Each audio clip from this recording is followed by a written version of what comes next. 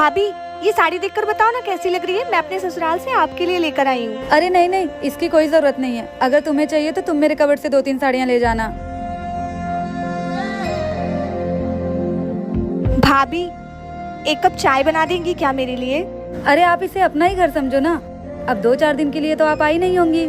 आई हो तो 2-4 महीने रह के ही जाओगी, तो खुद बना के पी लो ना। वैसे भी मेरे सर में बहुत दर्द हो रहा है। ओए, ये भंगार ले कहाँ चली?